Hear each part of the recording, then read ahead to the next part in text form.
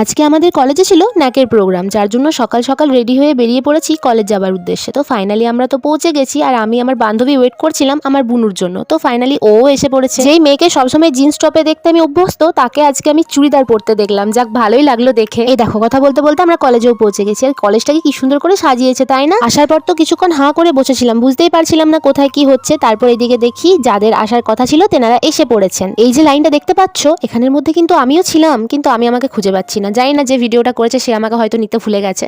তো যাই হোক, এখানে তো পতাকা উত্তোলন হলো। তারপর আমরা ক্লাসে চলে গেছিলাম যে যার। তারপর ক্লাস থেকে বেরিয়ে আমার তো খুব খিদে পেয়ে গেছিলো, যেহেতু সকাল থেকে কিচ্ছু খাওয়া হয়নি। তো সেই দেখে বোন আমার জন্য একটা ওরিও এনেছিল। তো সেটাই দাঁড়িয়ে দাঁড়িয়ে খাচ্ছিলাম আর দেখছিলাম কেউ ব্যাডমিন্টন খেলছে, কেউ ডান্স করবে তার জন্য রেডি হচ্ছে। আজকে কলেজটাকে নতুন রূপে দেখতে পেলাম।